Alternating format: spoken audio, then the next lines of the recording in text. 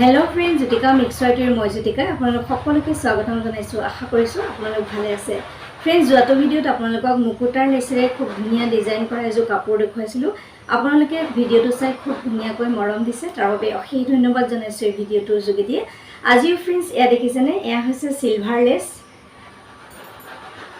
এয়া stone less silver কালাৰৰ আৰু এই স্টোন লেসৰ এটা ইউনিক ডিজাইন কৰি আকৌ এজো কাপোৰ কৰিবলৈ আৰম্ভ কৰিছো প্ৰথমতে চাহক ডিজাইনটো কেনেকৈ কৰিছো আৰু ইয়াৰ দুটা পাৰ্ট কৰিম সেকেন্ড পাৰ্টত আপোনাক গুটে কাপোৰজোৰ দেখুৱাম আজি প্ৰথমতে কাপোৰজোৰৰ ডিজাইনটো কৰিবলৈ মই কি কৰিছো কেনেকৈ কৰিছো কাপোৰখনমান দেখো फ्रेंड्स प्रथमते चाहक এই ইউনিক ডিজাইনটো আৰু কেনেকুৱা লাগিছে আপোনালোকে ধুনিয়া কমেন্ট এটা কৰিব সাকচন অকনমান ইউনিক লাগিছে না সাধাৰণ সিলভাৰ স্টোন লেসেৰে কৰা এই ডিজাইনটো আপোনালোকৰ লগত প্ৰথমে শেয়াৰ কৰি লৈছো আৰু আগতে আপোনালোকক বিভিন্ন ধৰণৰ এনেকুৱা স্টোন লেসেৰে কাম কৰা আপোনাক দেখুৱাইছিলো গোল্ডেন বা সিলভাৰে কৰা দেখুৱাইছো আজি অকনমান ইউনিক কৰিবলৈ ট্ৰাই কৰিছিলো ভাবি মনলৈ আহা এটা ধুনিয়া ডিজাইন প্ৰথমতে আপোনালোকৰ লগত শেয়াৰ কৰি লৈছো আপোনালোকে সাকচন কেনে লাগিছে আৰু কেনেকৈ কৰিছো নিশ্চয় আপোনালোকক দেখুৱাম প্ৰথমতে এয়া সাদৰৰ আসলটো আপোনালোকক দেখুৱাইছো এয়া সাইডে সাইডেও ধুনিয়াকৈ স্টোন লেসৰ এই সাইডৰ বৰ্ডাৰ ডিজাইন দিছো আৰু আসলত এনেকৈ ডিজাইন দিছো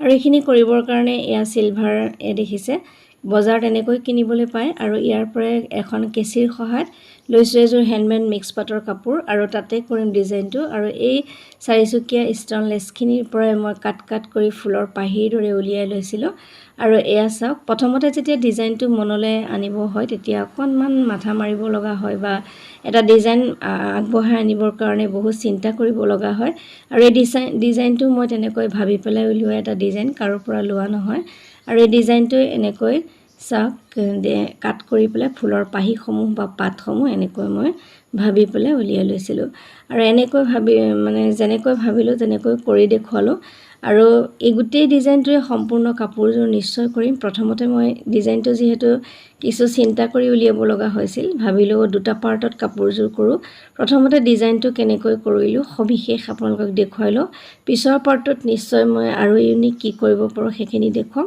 আৰু এয়া চাওক পাটৰ পাহিৰ দৰে এনেকৈ গুটেইখিনি এনেকৈ এটা এটাকৈ ফুলৰ পাহসমূহ মই কাট কৰি ললো আৰু দেখিছে এটো হ্যান্ডমেড মিক্স পাটৰ এজো কাপোৰ তাৰ ওপৰতে এয়া ফুলৰ পাহসমূহ মই দি ললো আৰু এয়া চেন কিনিবলৈ পোৱা যায় বজাৰত এই চেনৰ সহায়তে ঠাৰিৰ অংশসমূহ দিম আৰু এখিনি সৰু সৰুকৈ কাট কৰি লম আৰু এনেকৈ গুটেইখিনি ৰেডি কৰি লোৱাৰ পিছত মই ডিজাইনটো চিন্তা কৰিছিলো প্ৰথমতে অৱশ্যে ফুলৰ পাহ বনাই এটা এটা পাহ দি পেলাই গুটেই কাপোৰজোৰ কৰিম বুলি ভাবিলো তাৰ পিছত চেনখিনিৰ কথা মনলৈ আহিল তেতিয়া ভাবিলো ঠাৰি কৰি পেলাই অকনমান ইউনিক কৰিব পাৰি নেকি চাও সেইকাৰণে फ्रेंड्स এই চেনসমূহ আনি কেনেকৈ কোট লগাম কোট দিম এনেকৈ ভাবি এই ডিজাইনটো কৰি উলিয়ালো আৰু আগতে এনেকুৱা ডিজাইন আপোনাক দেখুৱাইছো নিশ্চয় কাপোৰজোৰ মনত আছে এই গোল্ডেন কালাৰ দি পেলাই কৰিছিলো এতিয়া ফুলৰ পাহসমূহ এনেকৈ কাট কৰি লোৱাৰ পিছত ফুলৰ পাহটো কেনেকৈ বহাম সেইমতে চিন্তা কৰি পেলাই ফুলৰ পাহটো প্ৰথমতে ডিজাইন কৰি ললো আৰু প্ৰথমতে চাদৰৰ আসলটোকে কৰিবলৈ আৰম্ভ কৰিছো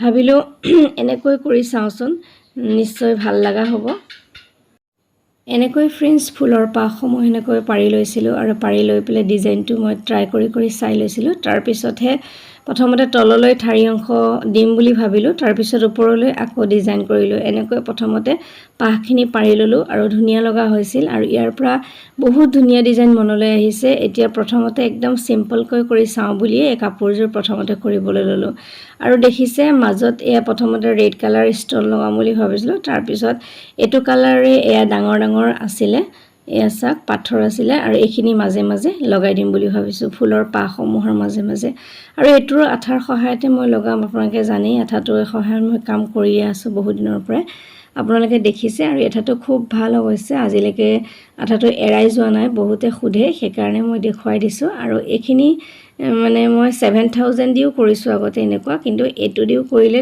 মানে নলগাৰ কোনো কথাই নাই খুব ধুনিয়াকৈ কাপোৰত লাগি যায় আৰু ফুলৰ পাহসমূহ এনেকৈ হি মাজৰ পাথৰটো লগোৱাৰ পিছত এনেকৈ ডিজাইন কৰি গুটেই চাৰিফালে ফুলৰ পাহসমূহ ৰেডি কৰি গলো অকনমান ইউনিক কৰিছো যেহেতু সবে বৰফি ডিজাইনসমূহ কৰিয়ে থাকে এবাৰ ডিজাইন এটা দিয়াৰ পিছত সবৰে আকৌ সেই ডিজাইনটো পুৰা মানে হাতে হৈ যায় আৰু শেষত কাপোৰজোৰ পিন্ধিব নোৱাৰা এটা অৱস্থা হৈ গৈ এতিয়া বিশেষকৈ এটা ষ্টিকাৰ ওলাইছে আপোনালোকে দেখিছে প্ৰেছ কৰিব লাগে সেই ষ্টিকাৰটো এতিয়া চবৰে হাতে হাতে গায়ে গায়ে হ'ব কাপোৰ কেইদিনমানৰ পিছতে।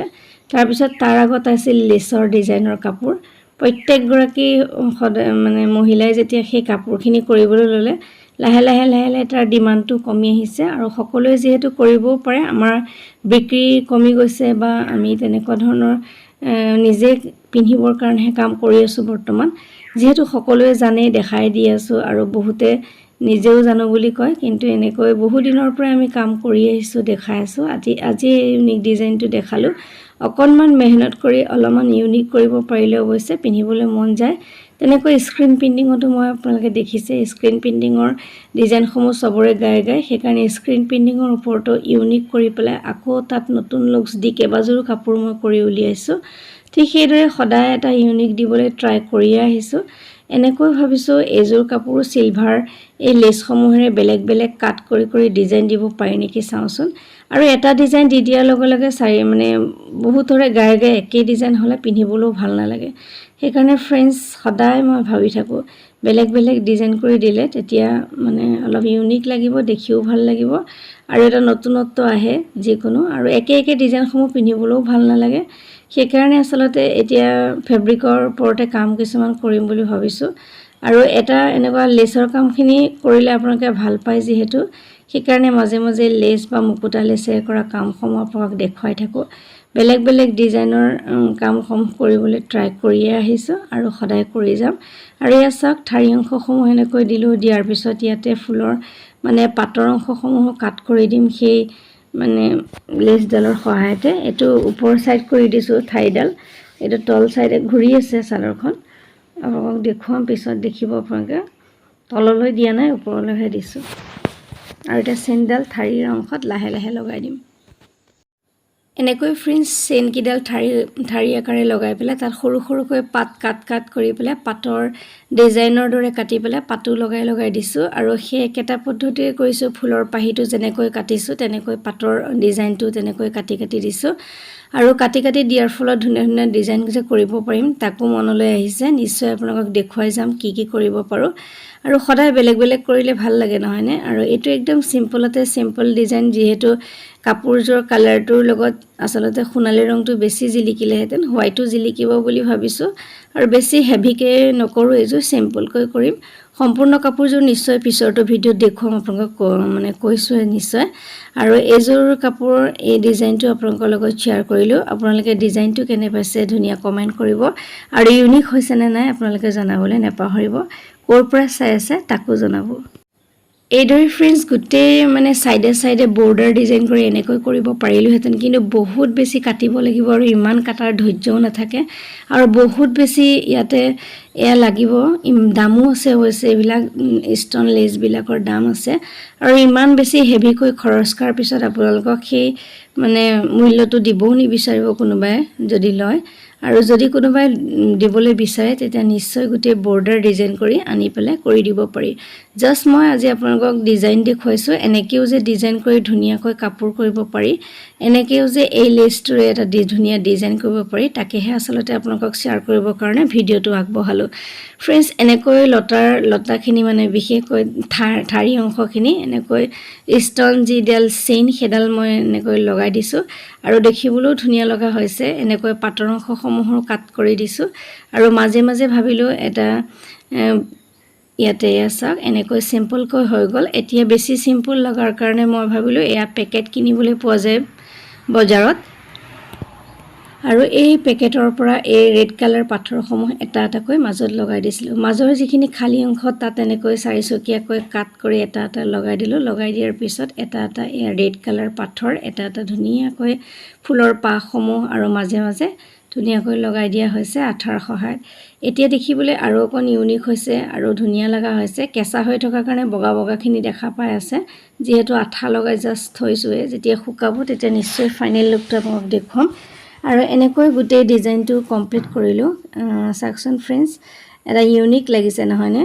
আৰু এনেকৈ এয়া চাৰিচকীয়াকৈ বহুতে কৰিয়ে থাকে। আজি ভাবিলোঁ এইখিনিকে কাট কৰি অকণ ইউনিক মানে লুক এটা দিওঁ আৰু এই লতাডালে গোটেই সাইডে সাইডে দিয়াহেঁতেন বেছিয়ে ধুনীয়া লাগিলেহেঁতেন কিন্তু ইমান মানে কাটিবলৈ ধৈৰ্য নাথাকিব বা ইমান সময় নাই বা নিজৰ কাৰণে কৰিছোঁ যেতিয়া চিম্পলকৈ কৰিছোঁ আৰু সাইডত দহিৰ বটলি এনেকুৱা লেচ এডাল লগাই দিছোঁ আৰু সাইডে সাইডে দুটা মানে পাৰিটো এনেকৈ সাইডে সাইডে এয়া এই লেচডালৰ পৰাই কাট কৰি পেলাই সাইডটো এনেকৈ লগাই দিছোঁ চাওকচোন ফ্ৰেণ্ডছ ফাইনেল লুকটো এতিয়া শুকাই যোৱাৰ পিছত এই বগা অংশটো নাই আৰু সাইডে সাইডে এনেকৈ দি দিয়াৰ লগে লগে দেখিবলৈ মৰম লগা হৈছে আৰু এনেকৈ গোটেই কাপোৰযোৰ সম্পূৰ্ণ কৰিম নিশ্চয় আপোনালোকৰ মাজলৈ কম দিনতে লৈ আহি আছোঁ ফ্ৰেণ্ডছ আপোনালোকে ডিজাইনটো চাই কেনে পালে নিশ্চয় ভাল পালে নহয়নে ভাবিছোঁ আপোনালোকক সম্পূৰ্ণ কাপোৰযোৰ নিশ্চয় দেখুৱাম আৰু অহাটো ভিডিঅ'ত নিশ্চয় আপোনালোকে পাব আৰু ইমান সময় যে মোৰ ভিডিঅ'টো চাই আছে তাৰ বাবে অশেষ ধন্যবাদ জনাইছোঁ আজিলৈ আহিছোঁ পুনৰ নতুন কাম লৈ আকৌ অহাৰ প্ৰতিশ্ৰুতিৰে মই জ্যোতিকা সকলোৰে পৰা বিদায় লৈছোঁ নমস্কাৰ